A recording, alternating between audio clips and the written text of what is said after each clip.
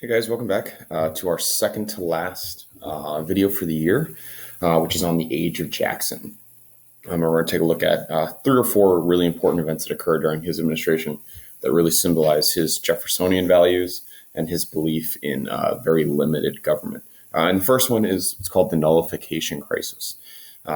In 1828, really without Jackson's approval, Congress passed the Tariff of 1828, which is only going to further separate those sectional tensions that we looked at in our last video.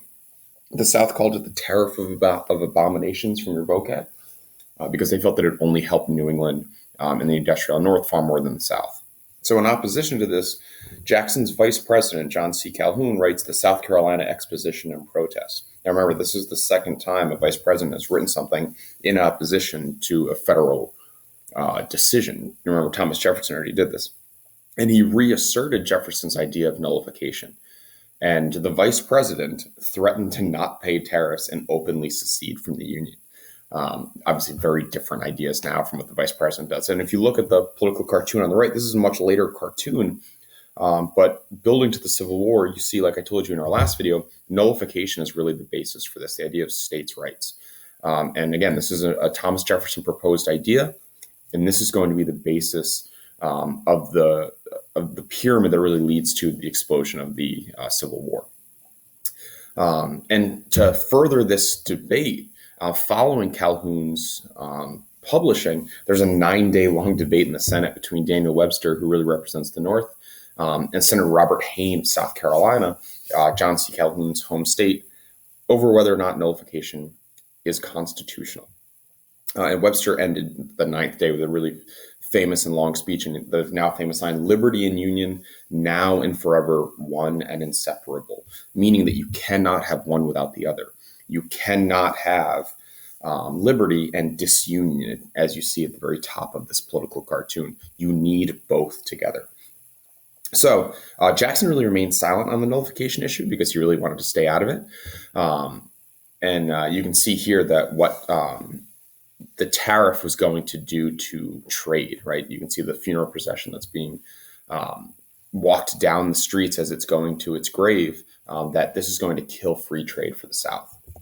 So at a dinner, Jackson, who really, like I said, had remained silent on the issue, stunned the crowd by saying, "Our federal union, it must be preserved," meaning liberty takes a back seat to unity. We have to keep all of the states together, and he will not let South Carolina secede. Calhoun, who's, again, his vice president, sitting next to him, can't believe he's saying this and stands up and shouts to the crowd, "The Union next to our liberty most dear," meaning, no, Mr. President, you're wrong. It is liberty that must be the primary focus, not unity. So we have, again, a disconnect between the president and vice president. And you can see in this political cartoon, again, much further down the road, but South Carolina is the one that is leading the charge of disunity. But we clearly know where Jackson stands on the issue now. So in November 1832, really after hearing this, South Carolina passes a law that they're going to nullify the Tariff of Abominations, and they're not going to pay the taxes. And they've even authorized an army to protect themselves. Calhoun resigns because obviously he's in complete disconnect with the president. Jackson, who is not one to be trifled with, privately said that he would hang all of these South Carolinians himself, but instead publicly issues a proclamation that if necessary, he would use force. He would use the American military, and he rounds up 32,000 troops to invade South Carolina if necessary. And he is totally prepared to do it. Luckily, in March of 1833, the next year, Henry Clay is able to broker a compromise, which lowers the tariff, actually gets South Carolina what they want. But in exchange, South Carolina has to repeal the nullification law. However, we've set a precedent here, right? There's a precedent of dissent from South Carolina specifically, but also from the South, that maybe nullification is really the ultimate state power, the ultimate assertion of the 10th Amendment, and can be used to push back against the government. But Jackson comes really looking at a hero because he preserved the unity. Really the defining moment, though, in what is the definition of Jacksonian democracy is the Bank War. Jackson looked at himself as the ultimate Jeffersonian, meaning he's going to protect the rights of small agrarian farmers, And the bank is his white whale. It is his enemy. Remember, the bank had been created by Alexander Hamilton, and was up for a recharter, meaning that in 1836, its charter was going to expire and needed another law from Congress to begin again. Now, Jackson hated the bank, and a lot of Westerners and Southerners did too. You can see why.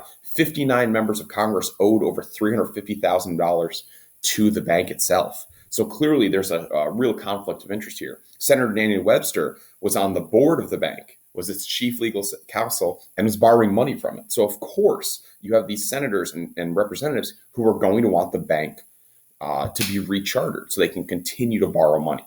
Jackson, however, was not going to do this. So in 1832, a bill comes before his desk to recharter the bank, meaning to allow it to exist for another 20 years. And he's going to veto it. And he doesn't do it because it's of like more moral issues. He does it because he doesn't believe it's going to protect the people. And you see the fight here, right? This is Jackson slaying the Hydra. The leader of the bank was Nicholas Biddle, who you can see with the top hat in the middle, and he was going to do whatever is necessary to kill the bank. This monopolistic monster and Hydra of corruption, as he called it. And he really believed that the bank was un-American. And he famously claimed, "The bank is trying to kill me. I will kill it." And you can see in this political cartoon that's obviously clearly the case. Um, and Jackson used this swell of support from the South and the West for his protection of them to trounce Henry Clay in the election of 1832, which you can see here very, very easily. Um, and Jackson has established his Jeffersonian values. He is going to protect the little guy, and the bank does not do that for him. And little kind of weird sidebar that happens. Jackson was very concerned that Nicholas Biddle would start to manipulate credit and loans in order to basically force the government to recharter. So he decided to withdraw all the federal funds from its vaults to end the bank's power. Um, and this was really his way of getting back at Nicholas Biddle. And he was very worried that states would start to issue their own currency without the authority of a national bank. So Jackson issued what's called the Specie Circular in 1837 that required all payments for federal lands to be made in specie, or what is gold and silver, right? So we're not using these worthless wildcat banks um, currencies. Maybe the most infamous part of Jackson's administration is Indian removal. Jackson, we know, terrible racist. He had his run-ins and slaughterings of the Seminole and Creek Indians in the War of 1812, and he really viewed them as savages, and thought that they were really incapable of self-governance. So he believed that the basically white settlement was needed to save them from their own degradation and destruction. But he did insist they were fairly compensated for this land, and that the government should pay for it. Indian removal was an act. The Indian Removal Act passed Congress in 1830, and it gave the president, Jackson, and future presidents the ability to move Indians from the Southwest, which we would think of today as like Mississippi, Alabama, that region, and move them to what is today Oklahoma. And you can see the map here of relocation. Most of them were from that Mississippi, Alabama region. Certainly some from Florida as well. They would all be put in this new Oklahoma territory, which is really reserved just for Native Americans. Now, there's a real question of, is this constitutional? Is the president allowed to do this? And there's one really famous court case, Worcester versus Georgia in 1832, where John Marshall ruled that Georgia's law regarding Indian removal was unconstitutional because states are not allowed to make laws regarding Indian removal. Georgia had passed a law to kick out Native Americans here. And he said, no, you can't do that. It's only up to Congress to do that. And Jackson, who really didn't care for Marshall's decision and wasn't interested in separation of powers, says John Marshall has made his decision. Now let him enforce it, meaning let him get up and do it and stop me. I'm going to continue Indian removal. And over 100,000 Native Americans were transported from Georgia to Oklahoma as what we know as the Trail of Tears, which you can see in this image here. Now, that was actually done not under Jackson. That was done under Martin Van Buren. But we really attribute that policy to Jackson. We're going to jump ahead real quick to the election of 1836. But you can see just in those three examples, Jackson's Jeffersonian values, right? And certainly his bigotry and hatred. But we can see that in his belief of he's going to protect the South and the West. And he even considered running for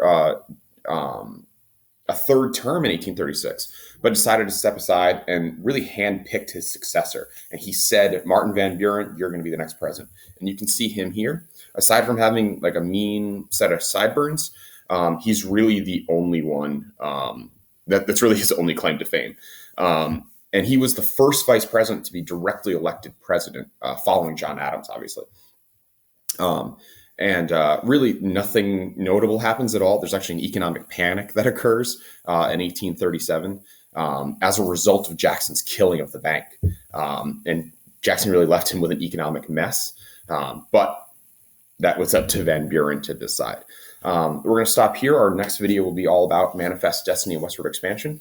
But I hope you got a good understanding of the Jacksonian administration.